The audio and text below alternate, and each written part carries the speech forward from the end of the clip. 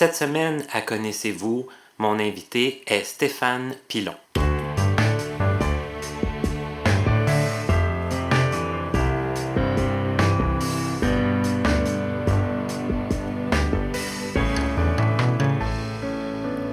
Bonjour à tous, bienvenue à Connaissez-vous, toute nouvelle émission, nouvelle semaine. Nous achevons déjà le mois de mai, le temps passe très vite. Le temps passe d'autant plus vite que mon invité, j'aurais aimé l'avoir dès les premières semaines. On en est déjà à la 13e semaine de diffusion et c'est aujourd'hui que ça se c'est aujourd'hui que ça se fait. Il s'agit de Stéphane Pilon. C'est une personne qui n'a pas de problème de vision. Peut-être que le nom vous dit rien, mais peut-être que le nom vous dit quelque chose aussi si vous êtes des lecteurs de livres audio disponibles à BANQ qui sont lus par la compagnie Point par Point, parce que c'est à Point par Point que Stéphane et moi on s'est connus. Alors peut-être que son nom vous dit quelque chose. Tout d'abord, bonjour Stéphane. Bonjour Martin. On ne fera pas une introduction à tout finir, là, à tout casser. Mais bon, on s'est connus chez Point par Point. Mm-hmm. Tu es le gestionnaire du département. Ah, je suis fou, hein? Je ne sais même pas ton titre. On n'a jamais vraiment eu de titre. Ça change pas mal chez Point par Point. Il faut faire attention au titre qu'on se donne. Là. Moi, je me vois comme un gestionnaire dans le fond parce qu'on est... On était plusieurs employés, maintenant je suis seul à gérer dans le fond le département. Fait que tu pourrais dire gestionnaire. Puis tu as les lecteurs quand même à gérer puis tout ça. À gestionner. Ouais. À gestionner. Ouais. Stéphane, j'aimerais ça qu'on commence par le début, tu le sais, un peu qu'est-ce que j'ai l'habitude de faire. Mm-hmm. Toi, Stéphane, t'es né en 1970. Ah, non, c'est pas ça. Non, ça a l'air drôle. Non? En 40. En 40? Ah! Hey, excusez. J'ai pas l'habitude de dire ça, mais il est tard. On est fatigué. Oui. On est fatigué. Ouais. Non, sérieusement, t'es né en 1980. Oui. C'est ce que j'aime d'être né à cet âge-là, c'est pour se souvenir de ton âge. Quand on vieillit, on a des problèmes de mémoire. Mm-hmm. Donc 2000, 20 ans, 2001, 21, donc c'est facile. Ça suit le... Oui. Ouais. Mm-hmm. Donc tu as 37 ans. Oui. Voilà. Quasiment 40. Quasiment 40. Ça vient vite. Parce que le temps passe vite, hein? Oui. Et tu es né où, toi, Stéphane? Tu es né à Montréal? Oui, en fait, à la Chine. Ah, OK. Oui. À la Chine. À la Chine. Dans le fond, j'ai demeuré une bonne partie de mon enfance à Dorval, en fait. Mais l'hôpital qu'on avait été, que je suis né, c'est à celle de la Chine. Et est-ce que tu as demeuré longtemps dans cette... C'est-tu un arrondissement de Montréal? Oui, mais je sais pas, je suis pas trop au courant de comment ça fonctionne. Je sais qu'il y a eu une année que ça s'est rassemblé. Oui, avec toutes les fusions, là. Ouais. Mais j'ai resté un bon bout, une partie de mon enfance, dans le fond. Là, je sais pas si on va vers ça, mais mes parents se sont séparés assez jeunes. Ah, on va où tu veux. OK. Bon, on fait une petite gigotte, on va danser. Non, mais dans le fond, c'est ça, c'est que mes parents se sont séparés étant très jeunes. Puis ma mère restait à Montréal, mon père restait à Dorval. Puis c'était une garde partagée, si tu veux, dans le fond. Puis mon père avait la garde primaire. Je sais pas si c'est comme ça. Ah, OK. La garde de... J'étais majoritairement chez ton père? Oui, c'est ça. C'est ça. Donc, j'ai passé une bonne partie de mon enfance là. Puis, à Montréal, c'était une fin de semaine sur 2, là, pas plus que ça. OK. Ça, je pourrais te compter aussi des farfeluteries qui se sont passées là. Mais non, c'est ça. À Dorval, une bonne partie de mon enfance. Puis, c'était assez intéressant comme enfance parce que c'est dans un quartier industriel. Entre la 20 puis, c'est sur le bord de l'autoroute, sur le bord de l'hôtel, le bord de l'aéroport, encerclé d'un chemin de fer, juste à côté d'une compagnie qui faisait de la peinture, qui déversait leurs déchets dans les égouts. Ouais. ça sentait là, l'été, là, il fait chaud, il faut que tu ouvres les fenêtres. C'était quelque chose. OK, mais en quoi c'était intéressant? Ben intéressant, mais dans le sens, c'est pas typique d'une enfance normale. Là, j'avais pas beaucoup d'amis, je pense qu'il y avait peut-être 6-7 maisons dans ce coin-là, c'est tout. Le reste, c'était toutes des entreprises, là, des bâtisses, des entrepôts, des choses comme ça. Puis, mon seul hobby, c'était de jouer à la balle contre le mur, justement, de la compagnie qui, qui faisait la peinture. Qui polluait. C'est ça. Puis, c'était assez intéressant parce que c'est ça. Tu peux aller, mettons, faire l'épicerie, tu vas aller au parc, tu vas aller au dépanneur, mais tu n'avais pas le choix de passer les tracts de train. Là, puis des fois, tu arrivais, tu voulais aller te chercher de quoi au dépanneur, tu es tout petit, puis là. Le train était là. Le train est là, puis il est arrêté, donc il faut que tu attendes 20 minutes avant de pouvoir passer. Ouais. Oh mon Dieu, OK. Ouais. Puis toi, t'es enfant unique, je pense. Oui, hein? c'est ça. Ça fait une autre dynamique. Oui, c'est ça. Il y a eu des pour, des contre. J'étais supposé d'avoir une sœur, mais une grande sœur en fait. Puis, OK. ma mère s'est fait avorter, c'était son premier enfant. Puis c'est ça. Fait que j'aurais eu une grande sœur. Je pense que ça aurait tout changé la dynamique de mon existence en fait. Mais non, c'est ça. Puis là, oui, enfant unique. Mais ça a les bons côtés parce que bon, quand c'est Noël, t'as beaucoup de cadeaux, t'es gâté par toute ta famille. Puis ça c'est. Les moins bons côtés, c'est que t'as pas de frères et sœurs pour t'amuser. C'est ça, exactement. OK. Puis t'avais pas beaucoup d'amis. À l'école, c'était comment? Est-ce que tu as des souvenirs un peu? Tu te dis, bon, je jouais à la balle sur le... Mais à l'école, est-ce que tu avais des souvenirs un peu je sais que je vais peut-être vite, là, mais tu sais, sur ce que tu avais envie de faire plus tard? Tu sais, est-ce que... La dynamique aussi, encore, l'expérience que j'ai eue aussi, c'est que j'ai pas...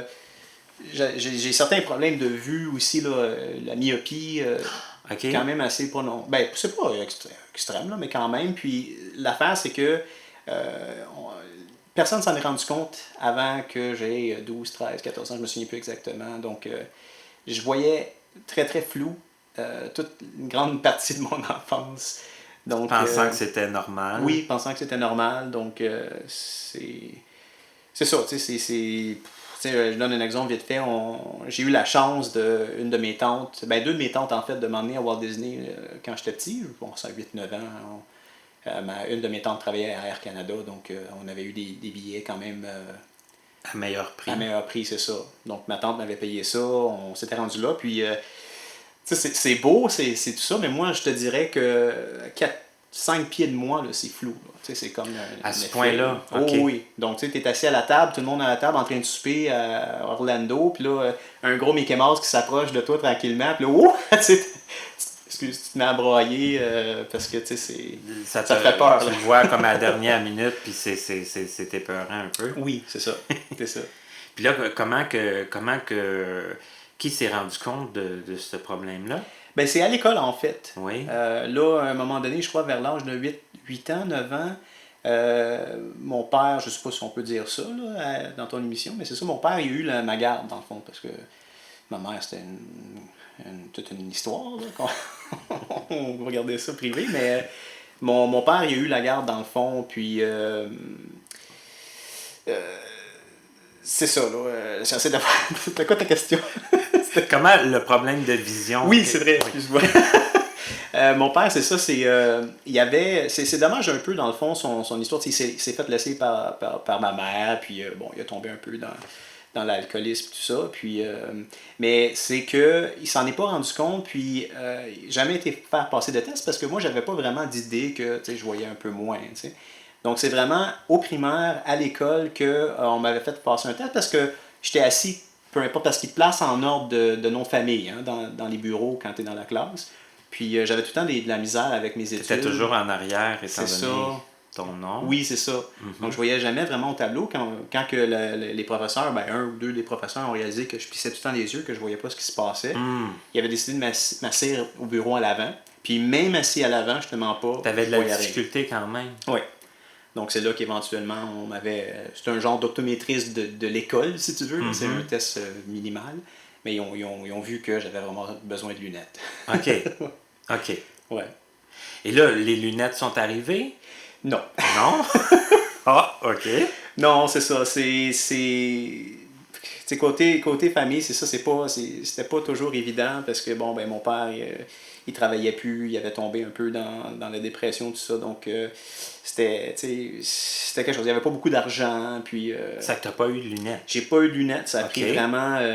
ça a pris du temps. C'est au secondaire que C'est l'école, en fait. C'est Bob Cadieux, si tu écoutes ça, bonjour. Je sais pas s'il écouterait ça. Hommage à Bob Cadieux. Hommage à Bob Cadieux, c'était vraiment un bon gars. C'était un genre de, si tu veux, je dirais travailleur social. Je sais pas le titre exact, mais c'est la personne que tu allais voir quand tu as des problèmes ou quand tu te battais avec quelqu'un. Puis là, tu allais voir là, puis là, il essaie de régler les problèmes. Puis il était cool. Là, OK, ben ouais, ça pouvait être quasiment ça. Là. un genre de travailleur social. Ouais. Ouais. Puis c'est ça, éventuellement, c'est ça qu'il avait réalisé que j'avais besoin de lunettes. Donc il m'avait emmené, il dit viens avec moi. Puis là, il m'a emmené dans le bureau où il y avait les secrétaires, les directeurs, tout ça. Il était en arrière, il dit je pouvais avoir accès au coffre. Il était au gros coffre, il y avait un gros coffre-fort en arrière, ils ont débarré ça, il a pris de l'argent, puis là, je suis parti avec lui. Puis il m'a emmené à l'autométrice. Puis, oui, écoute, c'était, je sais pas, là, 100 $. Je sais pas le montant, mais c'était la paire la moins chère possible, tu sais. Donc, c'était les grosses lunettes, tu sais, un peu comme Abba, là, tu sais, des grosses lunettes comme de soleil, si tu veux, là. OK. Puis moi, ben, tu sais, j'étais pas vraiment très populaire au début du secondaire, j'étais vraiment pas populaire, là. J'avais de la misère à me faire accepter, des problèmes, si tu veux, de l'acceptation de moi-même, en fait, tout ça. Puis, OK. Mais là, est-ce que les lunettes ont quand même fait en sorte que, ouais. que tu voyais mieux et que Oui. ça allait mieux quand même? Mais ça fait de son feu parce que, comme je te dis, vu que j'ai de la misère à me faire accepter, tu sais, Ah, Bernic, ça l'a amené puis, d'autres... oui, d'autres problèmes que c'est ça. J'aimais mieux moins voir puis pas me faire tu sais, taquiner que. OK, mais Ouais. revenons Ouais. dans ce cas-là à la question de base. Là. Mhm. As-tu eu des idées à un moment donné de qu'est-ce que tu voulais faire plus tard? Tu sais, est-ce que tu... Je te dirais que. En tant qu'enfant, j'ai pas, tu sais, on voit tout le temps ça, bon, les enfants, je veux être astronaute, ouais, docteur. pompier. Pompier, ouais. Étant petit, j'ai jamais vraiment eu d'ambition ou de rêve en tant que tel. C'est vraiment au secondaire, quand j'ai commencé à faire de la musique, puis j'ai été en famille d'accueil, si on pourra en parler tout ça si tu veux plus tard, mais c'est ça là, que j'ai vu que c'était vraiment la musique qui me rendait heureux en fait. OK, ça c'est arrivé, tu dirais, t'avais quoi, 14 ans? Ouais, Ouais. non, je te dirais 14 ans à peu près. Secondaire, ben dans le fond, si tu veux que j'en parle, là, c'est ça, c'est secondaire 1, parce que secondaire 1 et 2, tu avais un professeur pour la musique. Elle faisait secondaire 1 et 2. Puis après ça, tu avais un autre professeur pour 3, 4, 5. Puis 1, 2, c'était flûte à bec. Puis secondaire 3, 4, 5, c'est là que tu avais des instruments. OK. Puis donc j'ai commencé avec la flûte à bec, tout ça. Nous autres, c'était le xylophone. Xylophone, hey, t'es Ouais. chanceux, Seigneur. Ça, c'est cool. Xylophone en secondaire 1, guitare en secondaire Guitare? 2. Oui. Mon Dieu. Puis en ok. secondaire 3, je sais pas pourquoi je vous raconte ça, là, c'est de Stéphane qu'on parle. Non, mais c'était. Mais en secondaire 3, on avait le choix de poursuivre la guitare OK. ou de s'en aller dans les. Tu sais, comme dans les instruments. Avant, là? Avant, puis oui. Ah, ouais. Je me souviens plus comment ils appelaient ça. Pas l'harmonie, là, mais la. Oui, l'harmonie. L'harmonie, Oui, ça, oui.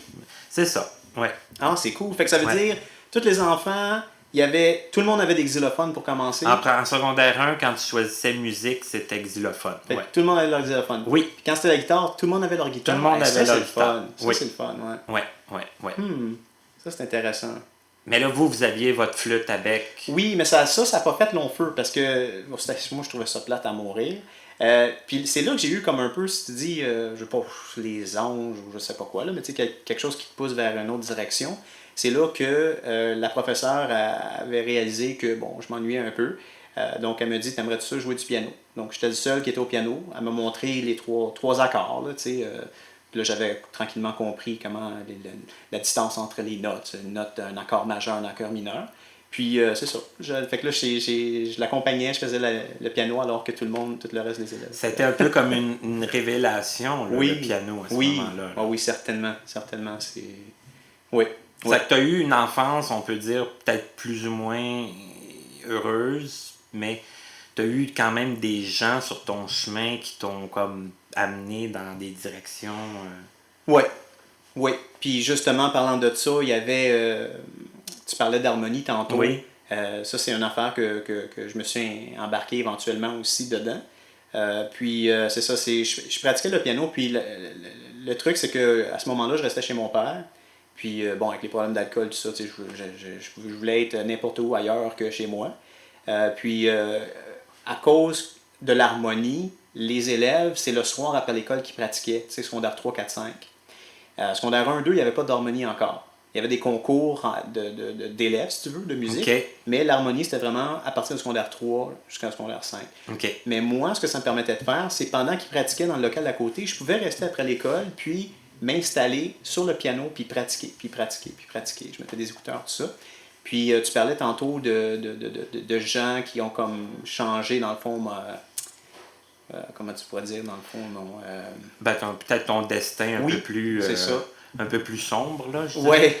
exact. J'ai Serge Nollet, encore là, si Serge t'écoute, appelle-moi, j'attends ton appel. Serge Nollet, un merveilleux tome, je vais vous expliquer l'histoire après, là, mais c'est ça. Donc, je pratiquais, j'étais là quasiment tous les soirs, tu sais, je voulais pas, puis c'était une bonne excuse, là, je donnais à mon père, écoute, il faut que je pratique, puis j'étais à l'école, puis là, ben, je rentrais pas trop tard, mais je restais quand même là. Puis c'était vrai quand même. Oui, puis c'était vrai, c'est ça. Donc, c'était quand même, c'était correct. Puis, éventuellement, le professeur, Serge Nollet, qui était secondaire 3, 4, 5, il me voyait souvent que j'étais tout le temps là, tout seul sur le piano avec mes écouteurs en train de pratiquer tout ça.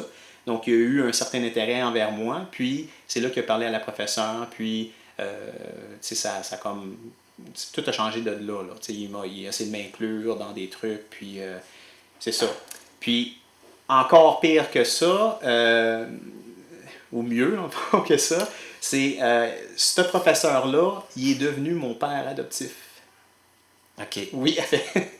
Donc, bon, tu sais, travailleur social, il te rencontre encore, blablabla, bon, t'aimerais-tu ça aller en famille d'accueil? Là, moi, j'avais la chienne, hein, parce que mon père, tu sais, quand une figure, là, tu sais, ça reste ton père. Ça reste mon père. Fait que là, j'ai jamais eu aussi peur de ma vie. Juste l'idée de penser à quitter la maison, il va me retrouver, il va... il va être fâché, là. Ouais. Donc, j'ai dit non, j'ai dit je peux vraiment pas, tout ça. Puis, ils ont quand même persisté dans mon dos, dans le fond, parce qu'ils voyaient que ça allait pas. Puis, un soir, Serge Nollet m'attendait au bureau de Bob Cadieux, de mon travailleur social. Puis, il me dit, regarde, écoute, tu sais, juste aller voir, il va te montrer un peu où ce qui reste, il va te montrer sa femme, tout ça. Tu sais, juste, vous pouvez jaser. Voir l'environnement. L'environnement, ouais. c'est ça. Donc okay. là, j'avais embarqué dans sa voiture, puis on est descendu chez eux, il restait à Pilemont, c'est un beau petit coin. Dans un bloc que ça appartenait, je crois, à la mère, à sa femme. Puis, c'est ça, là. Il m'a montré, il y avait un petit sous-sol avec des pianos, un ordinateur. Puis, c'est ça, on a jasé tout ça. Sa femme était bien, bien gentille. Elle était professeure, elle aussi. OK. Primaire, je pense, elle enseignait le français. Puis, c'était l'amour on first sight, là, comme on dit, je sais pas trop. Là, moi, je les avais bien aimés. Puis, c'est sûr que, bon, l'angoisse, l'anxiété, la peur, parce que c'est quelque chose de nouveau. Tu sais pas comment mon père va réagir. C'est toute une nouvelle vie, là. Mm-hmm. Mais c'est ça, finalement, bon, on avait passé en cours, puis ça n'a pas pris de temps, puis ils ont eu ma garde. Donc j'ai resté là 1 an de temps. Okay. Ça a changé ma vie. J'ai eu des verres de contact. ça... ouais, c'est verres de contact, puis tu sais, parce que les lunettes avec les cheveux peignés sur le côté, là, ça fait un peu nerd, là. J'ai tellement de la difficulté à t'imaginer comme ben, pas du côté look, ouais. mais du côté comme impopulaire. Ouais. J'étais quelqu'un de très très très gêné. Puis ça je pourrais t'en compter aussi là, mais oui, il y a des filles qui s'intéressaient à moi puis qui démontraient qu'ils s'intéressaient à moi, mais j'étais tellement gêné que je faisais rien avec ça là. C'est ça. Puis même à un moment donné, j'avais rencontré, tu sais, bon, tu prends l'autobus, tu t'en tournes chez toi, là, je suis rendu déjà à 16, 17, 18 ans. C'est correct. Je suis dans l'autobus, je rencontre quelqu'un, on jase un peu, je jase un peu avec la fille, tout ça. Puis ça reste comme ça. Puis je m'en vais. Tu sais, moi, je fais, bon, ben, en tout cas, bonne journée, tu sais, mon arrêt est là. Ça reste là. Mais j'imagine que quelqu'un d'autre, un teenager de mon âge, aurait fait, oh, ouais, c'est quoi ton numéro? Profiter de l'occasion là, ouais, pour collecter un numéro. Puis, d'après moi, c'est peut-être ça que la fille voulait, parce que je l'ai recroisée par après, tu sais, mettons 1 semaine plus tard, elle est avec quelqu'un, puis là, ben, salut, tout ça. Puis là, elle a dit à son ami, elle a dit, c'est un de ceux-là. Tu sais, en voulant dire, il est bien cute, mais il est un petit peu sans dessin, là, tu sais, il est pas vite, je sais pas trop, là. C'est juste parce que moi, t'as pas sauté sur l'occasion. C'est ça. Okay. J'ai jamais été de ce genre-là. Fait que c'était, pour moi, j'avais des principes, comme pas le premier soir, peu importe, des affaires de même. T'sais. Oui, mais je pense que tu es une personne, encore aujourd'hui, très de principe. Probablement une des personnes le plus de principes que je connaisse, Mon Dieu, OK. je pense. C'est quasiment triste. Non, c'est pas... Moi, je le dis pas d'une façon triste. Non, là. non, je sais bien. Mais je veux dire, on n'a pas peur de se faire poignarder dans le dos par toi Mhm. parce que tu as des principes, tu as des valeurs. Oui. Oui. Je parle quand même dans le dos du monde, là, comme tout Oui, le oui, monde, tu sais. mais je veux dire, ça n'a pas des conséquences graves. Là. Ouais. Mais par la suite, bon, on y reviendra peut-être un peu plus tard, mais là, bon, tu as eu comme la musique comme révélation. Oui. Et là, qu'est-ce que ça t'a apporté dans les années qui ont suivi? Est-ce que tu t'es dit, je veux faire carrière là-dedans? Mhm. Est-ce que tu avais des idées? Est-ce que tu as commencé à avoir un peu Ben, des idées? oui, je te dirais un peu comme tout le monde, les premières idées, je pensais pas, tu sais, dans le fond, je pensais pas vouloir travailler, disons, comme technicien ou enregistrer, mettons, Céline Dion dans un studio. Ça, c'était pas dans ma tête, là. À ce moment-là, c'était plus, je voulais composer, j'avais commencé à composer de la musique, puis mon but, c'était de faire de la musique, puis peut-être avoir un band, jouer avec du monde. J'avais commencé à jammer, comme on dit, avec des amis, de différentes personnes. Puis ça m'a aidé justement à rencontrer beaucoup plus de gens. Puis à te déjeuner aussi, Oui. j'imagine? Oui, exactement. Parce qu'il y a quand même une. C'est sûr qu'au début, bon, tu sais, il faut que tu aies un petit peu d'expérience, là, que tu saches un peu jouer ton instrument. Mais la musique, ce qui est intéressant, c'est que quand tu joues avec des gens, il y a une certaine. C'est comme les fréquences de chacun des instruments qui jouent ensemble créent une certaine entité, si tu veux. Puis, si tu comprends un peu, tu sais, fait que tu connectes, veux pas, t'as pas besoin de parler, t'as pas besoin de dire, moi j'aime les Pokémon, non, ouais, ben moi je trouve les Pokémon c'est niaiseux, j'aime bien mieux Dragon Ball Z. Puis là, t'as un certain conflit. La musique, c'est, on joue ces mêmes accords, puis C'est comme un peu universel. c'est ça, exactement. Les gens qui jouent de la musique, c'est parce qu'ils aiment la musique. Exact. Ils vont jamais aller dire des, pas des méchancetés, là, mais Ouais.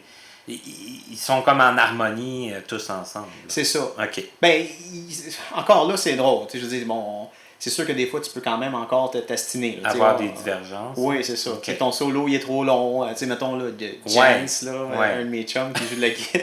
Salut, Jens, on fera ça, c'était cool. Mais c'est ça, lui, il est super écœurant à la guitare, mais c'est des solos de 2 minutes. Tu sais, donc, c'est le trois quarts de la tune. Et des fois, t'es comme, t'essaies de, bon, tu sais, on coupe ci, on coupe ça. Fait, ou tu vas aller vers une direction, l'autre personne va là. Tu sais, t'as quand même des trucs qui arrivent des fois, Ouais. mais en général, Vous jouez pour la musique. oui, Pour la c'est musique. ça, Là. exactement. Mhm. Exact.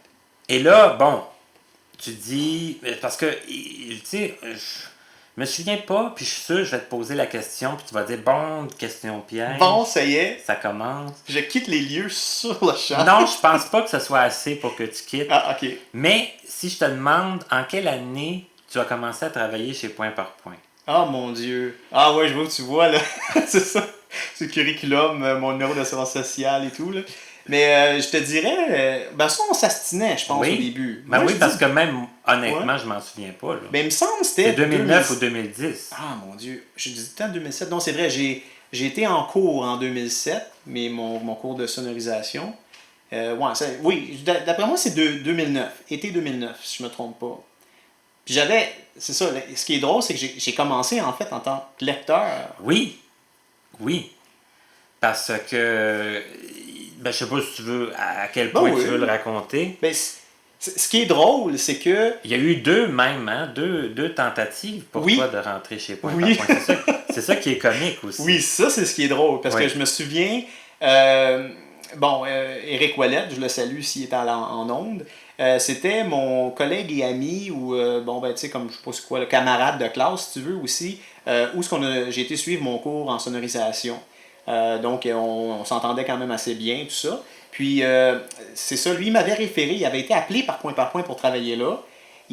Bon, ça ne l'intéressait pas, je sais pas si c'était ça, peu importe c'était quoi, là, mais ça y intéressait pas. Donc, il m'avait appelé, puis il m'avait dit, si ça t'intéresse, il cherche quelqu'un dans l'audio. Puis dans ce temps-là, il y avait Vincent qui était là, qui était le gestionnaire du département, si tu veux, le superviseur, tout ça. Je m'étais déplacé.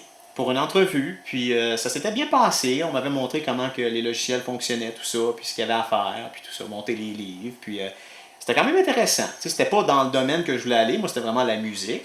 Mais c'était déjà un début. Tu sais, c'était dans la sonorisation. Puis bon, tu sais. Puis avec la distance, parce que là, j'étais encore à Montréal. Tu sais, là, maintenant, je suis rendu sur la Rive-Sud, mais dans le temps, j'étais à Montréal. Là, j'avais calculé les montants de ça. Je dis non. Tu sais, parce que par le temps, j'ai terminé mon cours. Parce que dans la sonorisation, tu t'endettes de 15-20 000 $, puis tu sors de là, puis tu travailles chez IGA, ou tu travailles dans un entrepôt. Il faut que tu te partes une business ou il faut que tu sois vraiment, vraiment chanceux. Tu ne vas pas, parce que tu as un diplôme, travailler dans un studio. Malheureusement, je l'ai appris par la suite. Donc, tu es endetté, puis là, tu essaies de travailler. Donc, j'ai eu d'autres jobs entre-temps. Oh oui, parce que tu parles par expérience, là. C'est ça. Puis, je travaillais déjà dans des entrepôts, contre-maîtres, tout ça, à gérer du monde avec les camionneurs, puis les conducteurs chars-élévateurs. Puis, c'était des salaires quand même assez intéressants. Puis, là, j'avais tombé, je pense, sur le chômage pendant un certain temps. Donc, là, quand j'avais été pour le son, là, j'étais vraiment intéressé, mais j'avais finalement refusé. Mais le côté drôle de l'affaire, Ouais. juste pour être sûr que ceux qui nous écoutent situent bien, c'est que si tu étais entré chez Point par Point à ce moment-là, bon, t'aurais été un peu, bon, parce que Vincent est parti par la suite, t'aurais été déjà comme un peu au top là, du département. Oui, exactement. Puis ce qui est drôle, c'est que moi j'ai refusé, puis j'ai appris par la suite que Éric Ouellette avait fait pris une deuxième tentative aussi et qui était rentré. Oui, finalement il avait accepté le poste. Parce que c'est lui, il m'avait rappelé encore, puis il m'avait dit si tu te cherches une job, on a besoin de lecteurs. Fait que là, c'est pour ça que je suis rentré en tant que lecteur. Là, j'avais dit ouais, ben lecteur, c'est quoi, puis tout ça, je suis pas sûr que, tu sais, mais finalement c'est ça. J'ai commencé en tant que lecteur, j'ai fait ça pendant, je me souviens pas, pas bien longtemps, quelques mois. Puis, c'est parce que c'était mon emploi à temps plein. C'est ça, là. C'était vraiment ça que tu faisais pour gagner ta vie. C'est ça. C'était de lire toute la journée. 5 jours semaine. Dans une cabine. Oui, exactement. Et malheureusement, pour toi, ben, tu fais partie de ceux qui ont essayé puis qui ont moins tripé sur la chose. Oui, c'est ça, exactement. Parce que c'est quand même intense de lire. Merci beaucoup. On a des brownies, gracieuseté, ma copine. Bonjour la copine. Bonjour. Merci beaucoup. Mais c'est ça, c'est que lire dans ton lit un livre intéressant, c'est une chose. Mais moi, à la base, j'aimais déjà pas lire. Fallait qu'il y ait des images ou que ça soit technique. Parce que les yeux me croisent. Là. Quand je lis 2 lignes, 3 lignes, je me souviens plus qu'est-ce qui était dans 5 lignes avant. Là. Donc, de lire en plus à voix haute, 8 heures d'affilée, 5 jours sur 7, c'était quand même assez intense. Là, puis, c'est ça, j'ai voulu abandonner souvent. Là. Chaque nouveau livre, disons après un mois, là, chaque nouveau livre, c'était mon dernier. Je me disais, OK, c'est mon dernier parce que la voix, j'étais plus capable, j'étais épuisé. C'était très épuisant. Sauf que ce qui est plate, c'est que tu as une très belle voix. Ah, merci. Puis les livres que tu as lus. Quoi? Ben moi, qu'est-ce que vous voulez, hein? Moi, je suis pas payé pour dire ça, là. Non, mais les livres que tu lisais, je veux dire, on entend toujours comme un sourire dans ta voix. Tu sais, on peut difficilement s'imaginer à quel point que tu détestais ça. Non, c'est ça. C'est que je me donnais quand même à fond, puis... Avec un résultat, là. Oui, c'est ça. Puis, dans le fond, tu dis qu'on entend un sourire dans ma lecture, ça m'a mis dans un problème, en fait, parce que un coup que j'étais engagé, là, on en parlera, là, mais un coup que j'étais engagé, ça arrive des fois, une fois de temps en temps, que, bon, tu sais, tu reçois des plaintes. Oui, OK, c'est là que tu t'en vas. Oui. Ça arrive des fois que tu as des plaintes sur des livres. Ça se peut que, bon, il y a de quoi qui est arrivé, une page qui est corrompue ou un mot qui a été coupé, quelque chose comme ça. Une plainte à propos de quelque chose plus de technique. C'est ça. Puis il y avait eu une plainte. Là, je rentre un matin. Là, on parle, je suis déjà rendu que je travaille dans le département. Oui. J'ai reçu un courriel du grand boss, puis il dit ah, je t'ai renvoyé le courriel, là, on a eu une plainte de la BNQ. Bon, ok. Je lis le courriel, puis là, c'est bon, ben, tel livre, la voix, je sais pas trop. C'est un vieux monsieur, là. Il avait fait une plainte sur. C'est un livre religieux. Oui. Mhm. Puis c'était quelque chose de religieux, de sérieux. Puis, justement, d'après moi, parce que la façon dont je le lisais, j'avais toujours un sourire. C'était triste, mais j'avais quand même tout le temps. Ça fitait pas ça fitait avec pas. le livre. C'est ça.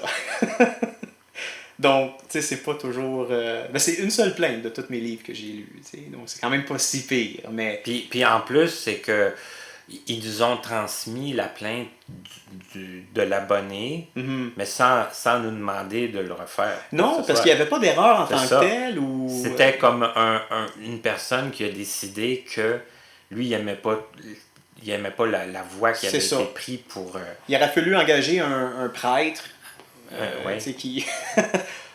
bonjour, bienvenue en ce dimanche, jour du Seigneur. Jean, psaume 24, verset 12. C'est dans ce genre-là. Puis... Ben, faire des plaintes sur les voix, c'est très délicat. Oui. Je me souviens, ça m'avait très blessé. J'étais en furie. Oui, puis, parce que je m'en souviens. Peut-être même un petit cri, là. Tabarouette, qu'est-ce que c'est ça? Mais pas tabarouette. Là. non, c'est ça. Tabarnouche. Mais bon, c'est ça. Mais parlons un peu de quand tu as changé de fonction. Oui. Donc, dans le fond, c'est ça. J'étais lecteur, puis, comme je disais, j'étais rendu pas mal à bout, épuisé. Puis, j'avais commencé à avertir mon collègue Eric que c'était pas mal mon dernier livre, que j'étais vraiment rendu vraiment au bout du rouleau. Puis, je veux dire, il y a beaucoup de travail dans le département audio chez Point par Point. Puis, ce qui s'est passé, c'est qu'il était tellement débordé que Vincent, qui était le superviseur du département, il était descendu me voir à un moment donné. Puis, il m'a dit, est-ce que ça te tenterait de travailler en haut? Mais ce qui était drôle, c'est qu'il ne se souvenait pas, quand il m'a engagé comme lecteur, que je l'avais rencontré un an précédent pour en tout cas. Mais, c'est ça. Donc, on m'avait monté en haut, on m'avait réexpliqué les logiciels, tout ça. Puis, finalement... quand j'ai eu terminé mon livre, j'ai tout de suite monté en haut parce qu'il était vraiment dans le jus. Là. On a des grosses périodes très achalandées. Puis c'est une personne de plus, c'était pas de trop. Donc à ce moment-là, j'étais rendu technicien dans le département audio. Donc, et là, tu ne faisais plus de lecture, là. Non, mais ça arrivait quand même encore. Des fois, on était tellement dans le jus où les documents, là, disons, RHDCC, l'ARC, tu sais, des fois, c'est... mais t'en fais encore aujourd'hui, oui, des fois. malheureusement. Ouais, des fois, t'es tellement débordé, puis les tournures, les échéanciers sont tellement courts, des fois, bon, il n'y a plus personne qui est disponible, tout le monde est en vacances, puis il faut que ça sorte là. Donc, c'est des petits documents, là, tu sais, 6, 7, 8 pages, donc je vais c'est ça, mais tu te rembarques plus dans des romans. Oh mon Dieu, non. Et là. Ouais. Et le reste du temps, ton travail, ça consiste en quoi?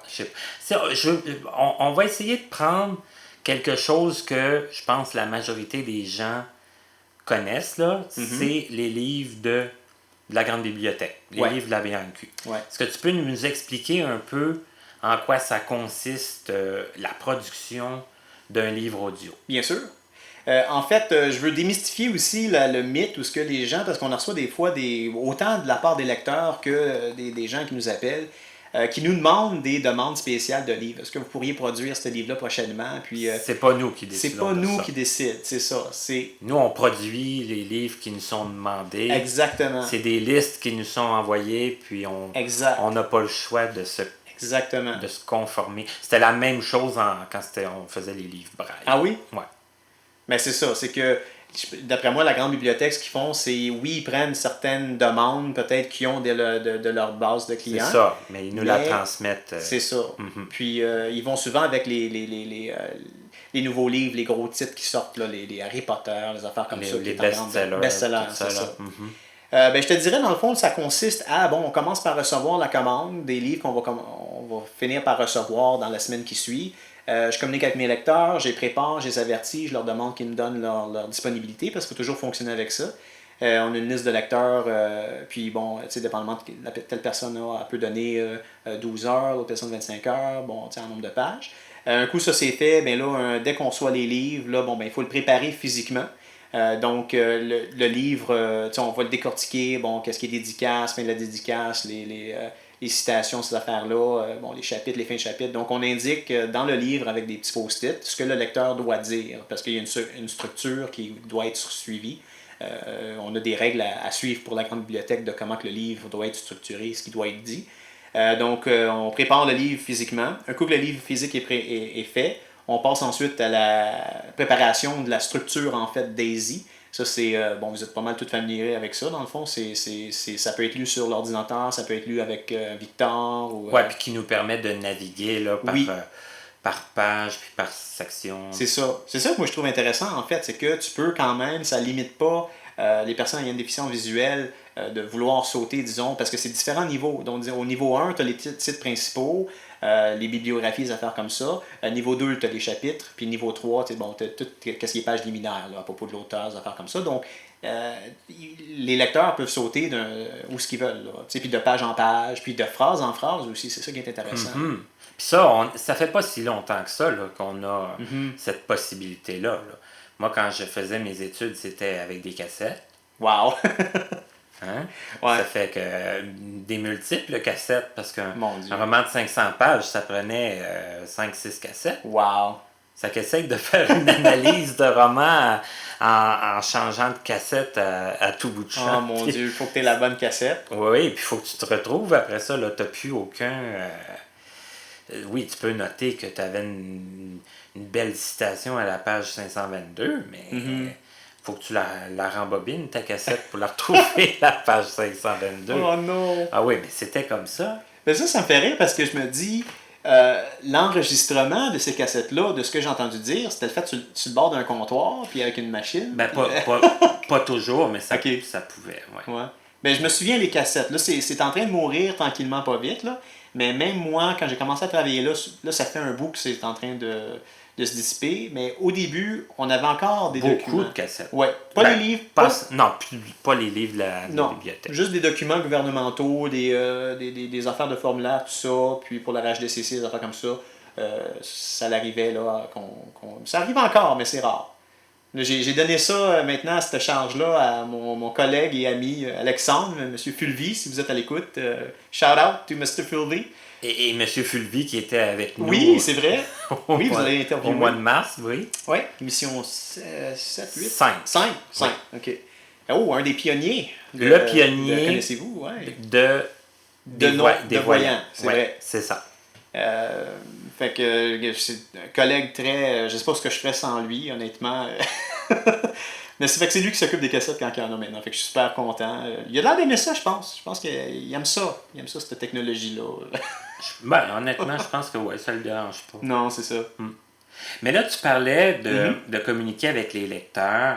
Ouais. Parce que, bien sûr, c'est toi aussi qui les engage, les lecteurs. Là, qui fait les auditions, puis la formation des lecteurs. Parce que là, un lecteur peut bien venir, passer le test de lecture, faire l'affaire, mais là, on a quand même un fonctionnement, juste le fonctionnement des I, c'est déjà un fonctionnement bien à nous, là, les personnes handicapées visuelles.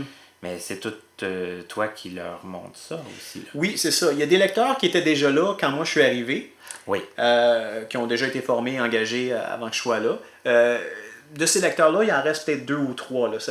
Les gens, bon, c'est... Je sais pas, il y a eu... C'est parce que c'est pas toujours évident, hein, travailler autonome, lecteur...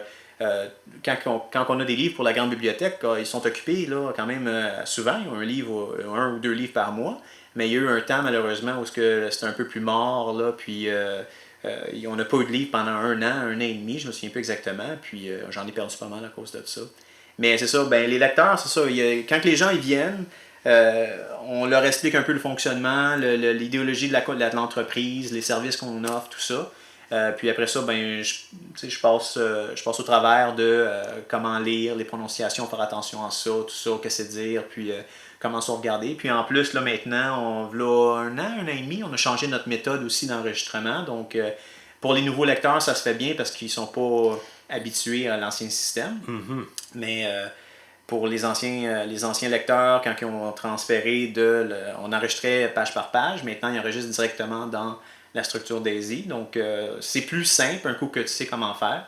mais ils ont eu peur au début. De passer de la première méthode à la nouvelle méthode. Oui, c'est ça, exactement. Ça a été un gros changement. Oui, exact.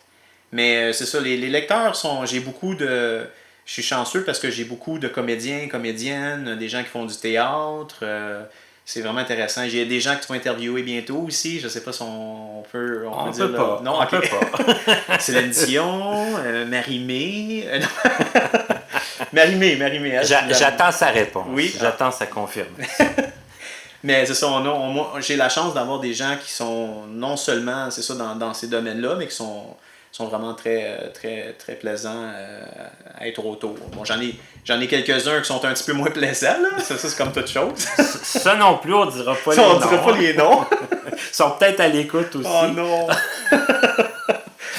mais une petite fait cocasse, je vais dire. Oui. Parce que, tu sais, dans le fond, c'est moi qui passe au travers des livres. Après ça, pour faire la production, quand on fait terminer de lire, bon, on traite l'audio, on passe au travers de la structure. Après ça, on fait les CD, tout ça, puis on brûle ça, puis on envoie ça au client, okay, que ça soit la bienvenue, tout ça.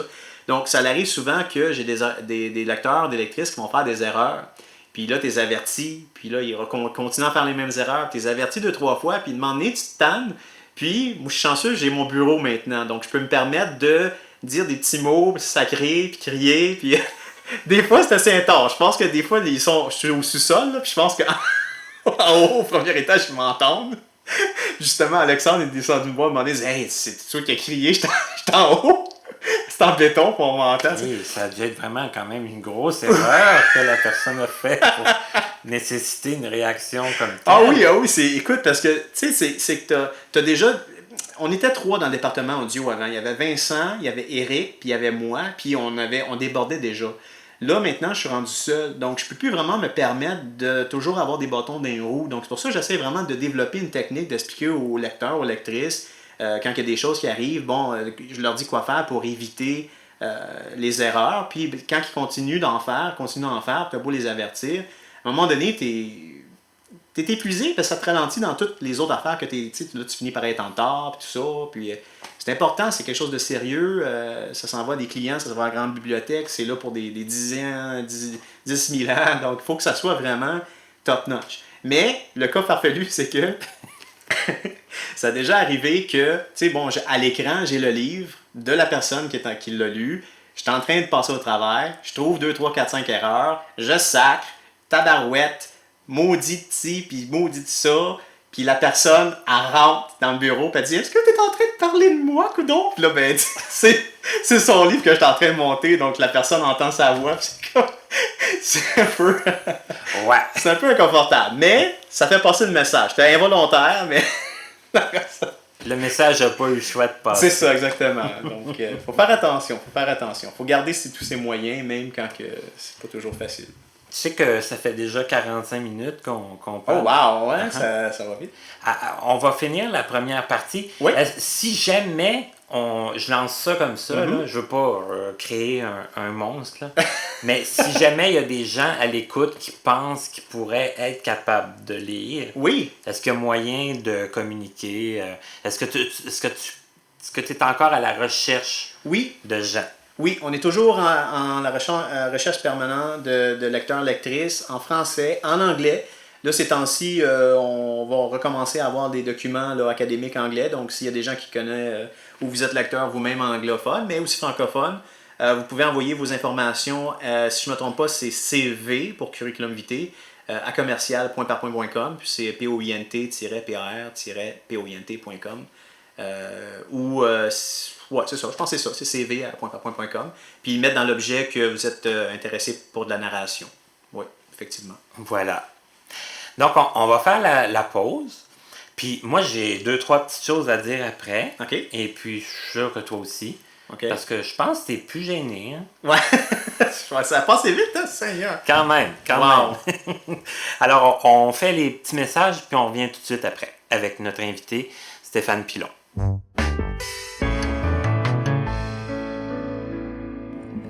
Bonjour et bienvenue à la section Petites annonces et nouvelles. Je vous rappelle qu'il est toujours possible de communiquer avec nous si vous avez des questions, des commentaires concernant l'émission. Le moyen le plus simple, c'est en passant par le site internet à l'adresse www.martinchouinard.com. Par contre, je vous rappelle que les émissions sont toujours disponibles sur Facebook et c'est-à-dire que je partage les liens sur Facebook et que les émissions sont toujours disponibles par ma chaîne sur YouTube. Aujourd'hui, mon annonce, c'est une offre d'emploi.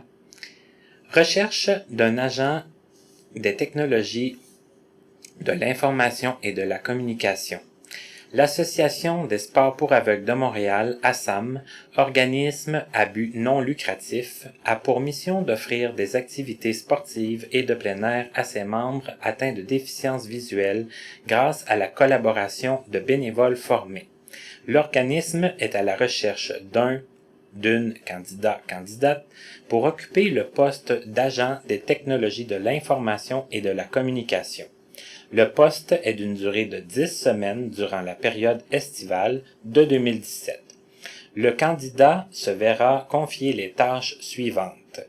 Collaborer au projet de refonte du site Internet de l'organisme en vue de le moderniser et d'accroître son accessibilité. Collaborer au projet de refonte des bases de données de l'organisme, collaborer au projet de refonte du compte Facebook de l'organisme, alimenter le compte Facebook et gérer la communauté, se familiariser avec les logiciels d'adaptation Jazz et ZoomText, participer à l'élaboration de la capsule FAQ, foire aux questions, sur le site Internet pour chaque activité offerte par la SAM. Participer au développement d'une pochette d'outils promotionnels. Participer aux réunions du comité de supervision responsable du projet de refonte du site Internet des bases de données et du compte Facebook. Qualifications requises. Être aux études à temps plein au niveau collégial ou universitaire dans le domaine des technologies de l'information ou un domaine connexe. Avoir une bonne maîtrise de la langue française, orale et écrite. Avoir le sens de l'organisation. Démontrer une aptitude à travailler dans un milieu communautaire avec une clientèle en déficience visuelle. Être bilingue, un atout. Le candidat relèvera du comité responsable du projet de refonte du site Internet, des bases de données et du compte Facebook. Si vous êtes intéressé par ce poste, veuillez faire parvenir votre curriculum vitae à l'ASAM au plus tard le 29 mai 2017 à l'adresse courriel info@asam.ca. Bon, je comprends là que si vous écoutez l'émission à sa mise en onde le 26 mai, ça vous donne pas beaucoup de temps, mais moi, ce que je vous conseille, même si la date est un peu dépassée, c'est de quand même envoyer votre curriculum vitae. On ne sait jamais. Maintenant, je vous parle de l'émission numéro 14 qui sera mise en ligne le vendredi 2 juin. Et mon invité s'appelle Christine Laplante, une demoiselle très intéressante avec qui j'ai eu beaucoup de plaisir à faire l'entrevue et qui nous a expliqué parmi beaucoup d'autres choses, là, comment elle a vécu son transfert de l'école adaptée à la polyvalente régulière, particulièrement pendant le premier mois. Ah ouais, ça a été vraiment long. Je le retournais à Jacques-Ouellette. Ah oui, jusqu'à ce point-là? Ah, à ce oui. point-là, ouais. Okay. Je voulais absolument retourner là. Je m'ennuyais de mes amis. Mais mes amis, là, elles avaient toutes intégré l'école secondaire normale. Fait qu'il en restait plus gros, là. Y avoir retourné, ça aurait été... Ah non, ça aurait été une grande erreur, je crois. Mais c'est sûr qu'à cet âge-là, j'aurais dit non, c'est le meilleur choix. Mais oui. Maintenant, aujourd'hui, je dis non, ça aurait été la pire erreur. Pour l'intégralité de l'émission avec Christine Laplante, je vous convie, comme à l'habitude, à partir du vendredi 2 juin 2017, sur nos différentes plateformes. En attendant, nous retournons à l'invité de cette semaine. Nous sommes de retour avec notre invité qui est Stéphane Pilon. Stéphane? Oui! Je pensais que tu étais bien loin, mais tu es juste à côté de Ben nous. oui! Aïe, il est 10h du soir, on est fatigué. C'est rare que je fais des références à l'heure, là, mais alors, on a eu une très grosse soirée. Parce que d'ailleurs, c'est ça que je voulais dire avant que... Ah oui. C'est qu'on a filmé un petit peu pour faire comme une espèce de... Behind the scenes. Oui, des coulisses de Connaissez-vous. Et on va vous le publier quelque part pendant l'été, pendant la pause de diffusion. Puis on a travaillé très fort. Ben, surtout Stéphane. Et c'est ça, on a fait des scènes à l'extérieur. Puis, je vais faire un lien. C'est que toi, Stéphane, toi, tu travailles très fort de la tête. Oui. Et des fois, tu as besoin de t'évader. Oui. Et là, dans ce temps-là, qu'est-ce que tu fais? Tu fais du plein air, tu fais du Oui. camping, tu fais... Moi, je sais que tu as toujours hâte que le beau temps arrive pour partir des fins de semaine de camping. Oui, oui. J'ai la chance de... C'est ça, c'est... Il n'y a rien de mieux pour moi que d'aller dans la nature. C'est le fun d'être entouré de gens, tout ça, mais on le sait, tout le monde est pressé, tout le monde est tanné, ça klaxonne, les voisins, la musique, tout ça. Fait que pour moi, de me retrouver dans la nature avec rien autour de moi que des arbres, puis les oiseaux, les ruisseaux, puis des bonnes grandes marches en forêt, ça me fait vraiment du bien. Puis, c'est ça. Quand l'été vient, là, j'aime bien ça, aller passer des fins de semaine. Puis j'ai la chance d'avoir un ami, Vincent, que je salue. Mais, Bonjour Vincent. Bonjour Vincent. C'est ça, grâce à lui, parce qu'il connaît tous les coins partout au Québec, au Canada. J'ai pas sorti encore dans les grosses places, comme des montagnes, tout ça encore. Peut-être cet été. Mais il m'a fait connaître pas mal de coins, là, Chouaguine, le Sentier National, le Pont Suspendu, des places comme ça. Puis j'ai la piqûre, là. C'est de te retrouver sur le bord de l'eau, les pieds dans l'eau, puis faire un feu de camp, après ça te coucher dans ton hamac ou dans une tente. Il n'y a rien de mieux que ça. Mais je pense que toi aussi, j'ai essayé quelques fois de t'amener faire du camping, mais... Ça, là, c'est pas gagné d'avance. C'est pas gagné d'avance. Mais vous en faites, vous aussi, des activités plein air, si je me trompe pas. Oui, ben on fait de la randonnée, on fait du vélo, du tandem. Avec la SAM, la SAM. l'Association des sports pour aveugles de Montréal. Mhm. Et eux autres, ils en organisent des fois des fins de semaine de camping. Ah oui? Tout ça. Ils avaient fait l'été passé là, dans les tipis, là, tu sais, je t'avais montré. Les tipis. T'avais-tu été? Non. Ah. Ils n'ont pas réussi à m'amener là. Convaincu. Non. Mais, encore un autre lien, Ouais. c'est que des non-voyants peuvent le faire. Là. Mhm. Ça se fait quand même. Là. Ça demande un peu d'équipement quand même, OK. mais ben, tu le sais. Oui. Quel genre, qu'est-ce que tu dirais que ça prend, mettons, quelqu'un là qui a rien puis qui voudrait là essayer, peut-être là, tu sais, voir. Ben, un ça peu. dépend exactement quoi. T'es pas obligé. C'est sûr que, surtout dans ce domaine-là, tu peux te dépanner avec des affaires que tu achètes au Canadian Tire, là, mais ça fait son temps. Le dicton qui dit t'as pour ce que tu payes, c'est vraiment vrai pour qu'est-ce qui est l'équipement pour le plein air. De mon expérience, parce que évidemment tu commences, tu ne veux pas trop mettre d'argent, tout ça, mais ça dépend de l'activité. Pour disons, la randonnée en forêt, les souliers de randonnée, c'est super important. Moi, j'avais commencé au début, j'avais pas vraiment de souliers, c'est les souliers de tous les jours que je mets, puis ça l'a fait quand même la job, mais quand tu marches un 4, 5, 6 heures de temps à monter des roches, tout ça, ça paraît. Donc, des souliers, c'est super important. Souvent, il y a des grands spéciaux en début de saison, puis en fin de saison, dans les magasins de plein air comme Cell ou Mec, des affaires comme ça. Ça, c'est important. Puis, disons, pour la randonnée, un sac à dos, beaucoup d'eau, la nourriture pour garder les calories que tu brûles quand même assez rapidement.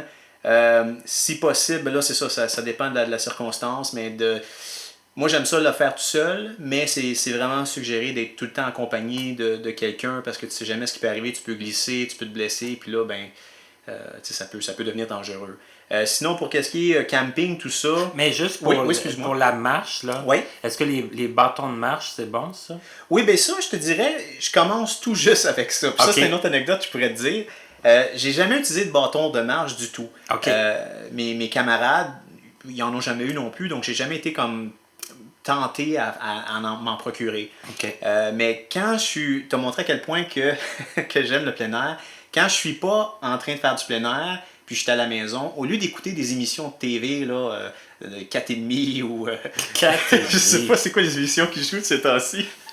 Les trois frères, là. Ouais. Les petites prairies d'en haut, c'est quoi donc? C'est quoi les émissions de nos jours? Là, c'est quoi que les jeunes écoutent de nos jours? Non, écoute plus ça à la télé, moi. Non? Eh non. Watatata, ça existe. Ça existe encore? Stéphane, comment? Ok, excusez, là, on est en 1990. Mais c'est ça, c'est que moi... Watatata. C'est ça, c'est qu'au lieu d'écouter des émissions de TV, je vais souvent écouter sur YouTube des vidéos de gens qui font justement des randonnées, du camping, comme ça. Ça me met dans le mood, si tu veux, de la nature pendant que je suis à la maison, puis ça me prépare mentalement pour quand la fin de semaine arrive. Puis, je sais pas où je m'en allais avec ça. Mais oui, c'est ça, c'est dans ces vidéos-là, il y a bien des gens qui ont des bâtons de marche. OK. Puis, oui, c'est un fait, c'est vraiment... C'est différent la marche avec des bâtons. Puis je te dirais que c'est surtout important d'avoir des bâtons quand on descend, quand on revient ou peu importe sur notre chemin, si on descend à piquement. Parce que c'est sur les genoux, c'est tous les genoux qui prennent l'impact. Alors que si tu as les bâtons, tu viens comme un, je sais pas, comme un singe, si tu veux, là, ça l'extend tes bras. Donc tu peux absorber une partie de la pesanteur. Je pense que c'est jusqu'à 40% de ton poids sur les bâtons. Donc au lieu que ce soit les genoux directement qui prennent le coup, les bâtons, ça peut aider vraiment beaucoup. Mais là, c'est là que c'est important. C'est une expérience personnelle. J'avais été, je me souviens pas le magasin de plein air, là, pour pas le nommer, je me souviens pas anyway c'est quoi. Ouais. J'ai acheté, écoute, parce que tu as des bâtons qui sont les moins chers, c'est en gros métal, tu sais, dur, en stainless steel, là, ça pèse une tonne. Puis quand tu vas faire de la marche, tu veux être le plus léger possible parce que chaque demi-livre fait la différence au bout de 6 heures de marche. Donc, je voulais pas m'acheter les gros pesants. Donc, c'était en fibre de carbone, quelque chose comme ça. Tu sais, les affaires qu'il y a sur les chars sport, ça pèse rien, puis c'est supposé être solide comme un tank. J'ai acheté la marque Maison de cette place-là, qui est en spécial. Ma première randonnée, j'ai bêché, oui. J'ai descendu une roche. La roche était plate, c'était en angle. Puis j'ai mis le bâton. Le bâton, il a carrément, avec mon poids, brisé en deux. J'ai revolé, je me suis raflé, là. Rien de grave, là, mais je me suis raflé le genou, puis tout ça. Puis, fait que la raison pour laquelle tu as acheté ça, ça a fait en sorte que que je me blesse. C'est toi qui s'est blessé, c'est ça. Qui a brisé les bâtons. Exact. Fait que là, tu pourrais dire, si j'aurais pas eu les bâtons, je m'aurais pas blessé, mais peut-être que ça m'a quand même permis de moins me blesser, je sais pas. Peut-être un peu. C'est ça. Mais là, depuis ce jour-là, j'ai pas abandonné l'idée des bâtons. J'ai retourné au magasin, ils ont au moins été assez gentils de me rembourser, puis j'ai pris de quoi de vraiment de meilleure qualité. Là. Pas une affaire de fou, mais juste un petit... De quoi de connu. Là. OK, mais là, tu en as acheté d'autres. Oui. Mais tu les as-tu utilisés quelquefois? Non, pas encore. C'était vers la fin de la saison. D'accord. D'accord. Là, tu disais, tu t'en allais te diriger vers le camping. Là. Puis, oui. OK. Ben camping, pour faire ça rapidement, dans le fond, c'est ça. T'as beaucoup de... Ce qui est important, bon, le chasse-moustique, ça aussi pour la randonnée, c'est important. Oui. Mais surtout pour le camping, parce que tu restes immobile la majorité de ton temps autour du feu ou sur le campement. Chasse-moustique, c'est super important. Muscol, des affaires comme ça. Parce que les chandelles de... Ça, c'était une autre histoire rapidement. Quand j'étais un peu plus jeune, avec mon ancienne copine, on descendait souvent au Nouveau-Brunswick. Puis là-bas, là, Nouveau-Brunswick, les maringouins sont 10 fois la grosseur, j'exagère même pas, 10 fois la grosseur des maringouins qu'on a ici. Puis la première année avant qu'on part, des copains de mon ancienne copine avaient dit le truc, c'est de mettre, comment t'appelles ça, le rince-bouche, là? Scope? Ouais, du Listerine, quelque chose comme ça. Okay. Ouais, c'est ça, à la menthe ou je sais pas trop quoi. Puis il dit, mettre ça, tu vois, ça va fonctionner. Fait que quand on est arrivé sur place, on en a mis. Puis je pense que c'était une blague parce que ça les attirait. ça les attirait. C'était un lunch gratis, buffet à volonté. À volonté. Ouais.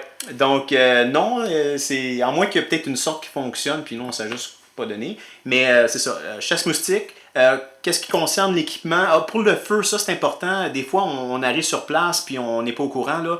Mais c'est important que pour le feu, il y a des gens qui veulent économiser de l'argent puis ils vont emmener leur propre bois sur les terrains de camping. Ça, c'est important de vérifier avec les lieux si ça peut se faire. Si vous avez le droit de le faire. C'est ça. Parce que c'est pas le fait qu'ils veulent vous vendre du bois pour faire de l'argent, c'est le fait qu'il peut y avoir certaines bactéries dans ce bois-là, que si tu l'amènes dans ce secteur-là, ça peut contaminer le secteur. C'est ça. Donc, c'est important de faire attention puis de vérifier si ça peut se faire. Sinon, si vous voulez être sûr, c'est vraiment d'acheter du bois localement dans ce coin-là. Il y a aussi les feux. Il y a certains moments de la saison où c'est trop chaud, c'est trop sec.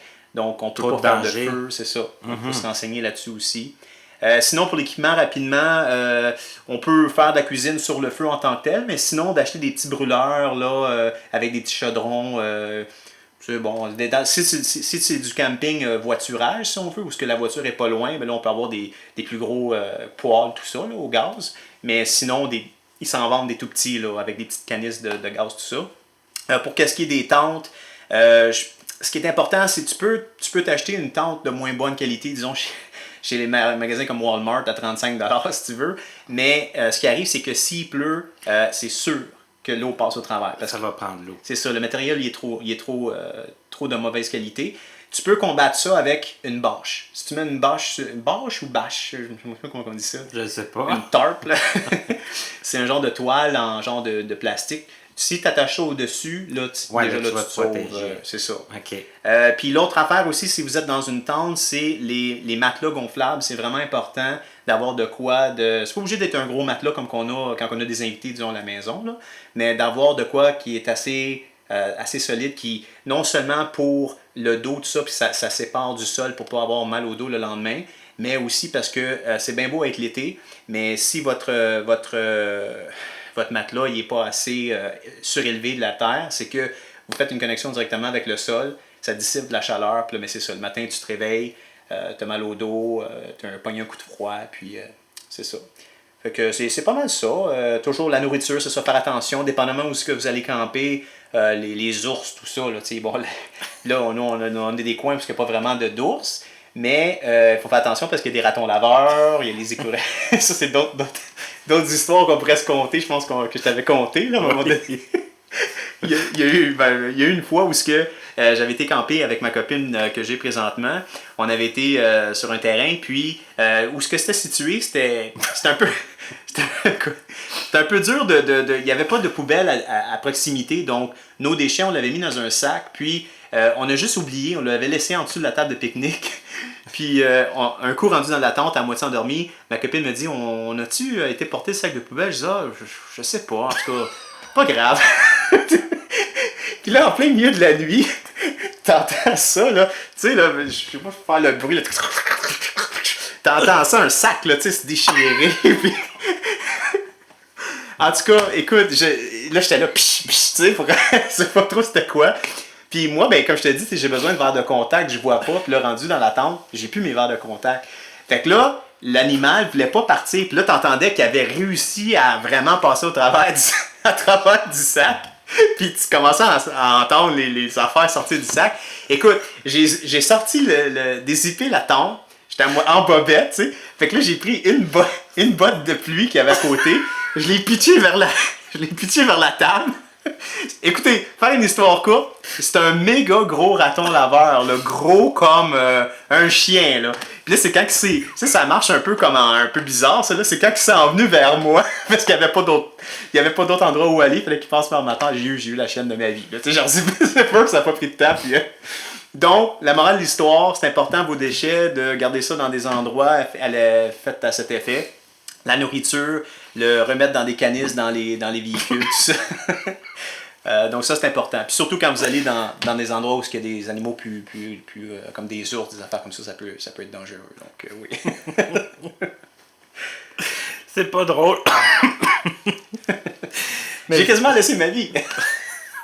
Ouais, mais là, c'est toi qui fais du camping sauvage, hein? C'est pas moi, certain. Puis toi, en plus, c'est que, je pense que c'est important de le dire, si t'as pas personne qui veut t'accompagner, tu y vas seul. Ouais. Ça fait que... C'est épeurant. Je vais être honnête avec toi. C'est vraiment épeurant parce que il fait noir, hein. Le soir, il y a plus rien. Il n'y a plus de lumière, Il n'y a plus de lumière du tout. Dans la forêt. Exact. Là. Puis des sons, il y en a. Il y en a. Donc, quand tu es couché puis tu entends des affaires qui se promènent autour de toi, autour de ta tente, tu sais pas si c'est des humains, tu sais pas si c'est un ours, tu sais pas si c'est un loup ou que c'est juste des petits ratons laveurs, ça fait peur. Des fois, c'est... Faut avoir le cœur solide. Voilà. Hey, écoute, on va retourner vers la musique parce que, bon, le camping, toi, tu fais pas de camping l'hiver, là, ça fait que... Tandis que la musique, ça, c'est à l'année. À l'année, oui. Mm-hmm. Et puis, je pense pas que beaucoup de gens le savent, mais c'est toi qui as fait la musique de Connaissez-vous? Oui, oui, c'est vrai, oui. Oui, c'est vrai, certain. Stéphane, c'est une des premières personnes à qui j'ai parlé du projet. Du projet du podcast, Connaissez-vous, ouais. Qui m'a encouragé, puis qui... Moi, j'avais dit, je veux être le plus autonome possible dans le projet. Mm-hmm. Puis là, Stéphane, il m'avait encouragé, mais il m'avait dit, je peux t'aider, puis tout ça. Puis il m'aide énormément. Je sais que Connaissez-vous ne serait pas ce que c'est aujourd'hui sans Stéphane. Mon Dieu, ça fait plaisir. Mais tu ne composes pas que des musiques de 15 secondes, là. Non, c'est ça. Depuis mon enfance, là, je te dirais, des peu de temps que j'ai eu accès à des pianos quand j'étais jeune, jusqu'au moment où je m'étais acheté mon premier clavier usagé, si tu veux, là, j'ai composé pas mal quelques tunes, là, des petits trucs ici et là. Pour des amis aussi, là, j'ai quelques projets que je travaille présentement avec des amis proches pour des chansons, des vidéoclips, tout ça. Donc c'est ça, tu enregistres des bands en spectacle. Il y a beaucoup de choses qui t'intéressent. Là. Oui, effectivement. La production, là, juste le petit vidéo que je vous parlais tantôt qu'on fait pour Connaissez-vous, tu tripais, là. Tu dis, on va placer la caméra, puis on va déplacer ça, puis je me suis mis à terre sur le trottoir. Avoir un plan où vous allez le voir dans la vidéo, là, je révélerai pas trop tout, là. Oui. Mais il y a un plan où on voit Martin s'en venir, puis avec l'effet de flouter, ça se dit-tu, ou l'effet de... En tout cas. Donc j'étais carrément étendu à terre sur le trottoir avec la caméra, Martin s'en venait vers moi, il y a une voiture qui a passé avec deux gars dedans, puis le gars, il avait vraiment l'air de se dire « Qu'est-ce qui se passe? » Puis son ami dans le véhicule, il a juste levé la main, il a dit « Pose pas de questions, ici, tout est possible. » En tout cas, ouais. Fait que oui, je suis assez passionné de ça. Puis ce qui est le fun, c'est qu'avec les projets pour mes copains, j'essaie de toucher à tout. J'aime la musique, puis tout ce qui est, en fond, audiovisuel. Donc la musique, le son, la vidéo, la 3D aussi. Je fais des animations 3D, des trucs comme ça, des effets visuels pour enrichir, mettons, des vidéoclips, des choses comme ça. Ça peut être intéressant aussi, là. Pas mal passionné de tout ce qui est ça. Puis le site internet de Connaissez-vous aussi. Oui, c'est Stéphane qui l'a fait. Mm-hmm. Et je n'ai eu que de bons commentaires. Ah, super. Écoute, est-ce qu'il y a autre chose que tu veux rajouter? Oui, dans le fond, pour la musique, peut-être passer un message rapidement. S'il y en a qui sont intéressés, disons, moi ça m'arrive, là, je suis pas mal occupé avec Point par Point, puis avec mes projets personnels puis d'amis, mais une fois de temps en temps, ça arrive, disons, je te dirais une fois par mois et demi. J'aime ça travailler sur des nouveaux projets, donc s'il y en a parmi certains de tes auditeurs, auditrices, qui est musicien, musicienne, chanteur, chanteuse, qui aimeraient peut-être s'enregistrer, avoir de l'accompagnement aussi, parce que je peux faire du piano, la batterie, la basse, tout ça, rajouter, faire un genre d'accompagnement pour, disons, quelqu'un qui fait juste chanter, par exemple, ou... s'ils sont intéressés peut-être à communiquer avec moi, moi je peux écouter et auditionner rapidement quelque chose, je peux prendre contact avec ces personnes-là, mais puis on sait jamais, j'aime ça assez travailler sur des projets comme ça, là, si les gens sont intéressés à s'essayer, je charge pas rien, là, j'accepte un projet là, une fois par mois et demi, si vous sentez la musique dans l'âme, de communiquer avec moi, ça va me faire plaisir. Et c'est sûr qu'il doit y en avoir, parce que la musique, c'est quand même aussi quelque chose qui est accessible pour les personnes non-voyantes. Bon, on le disait au début de l'émission, c'est comme un langage universel. Universel, oui. qu'il y a un moyen pour te joindre? Comment qu'on... Oui, dans le fond, c'est ça, là, mon site, par le temps que l'émission va être diffusée, je vais avoir en fait une section, disons, adaptée, si tu veux, plus accessible pour les personnes ayant une déficience visuelle. Donc, vous allez à accès sans accent .papillonsonic.com. Puis, il va y avoir une place là, pour m'envoyer un courriel, puis vous pouvez communiquer, puis je vais recommuniquer avec vous dans les plus brefs délais. Stéphane, oui? Moi je te remercie vraiment beaucoup. Merci ça a été toi. Très belle entrevue, très intéressante, très émouvante, puis très instructive par la même occasion. Mm-hmm. Et c'est des gens comme toi, des gens qui n'ont pas de problème de vision, qui ont un lien avec les personnes, qui ont une sensibilité, une générosité. Stéphane, c'est une des personnes les plus généreuses que je connaisse. Oh mon Dieu. Puis je pense même qu'il vous en a fait la preuve. Alors, ouais, Jouji. Merci. Merci beaucoup, Stéphane. Plaisir. Et puis, communiquez avec lui si vous avez des projets à lui proposer, des questions, n'importe quoi. Vous pouvez communiquer avec nous aussi pour l'émission. Et je vous remercie à tous. Et puis, à la prochaine pour une autre émission de Connaissez-vous. Je suis déstabilisé encore une fois, mesdames et messieurs. Mais c'est un plaisir immense de vous parler à chaque semaine.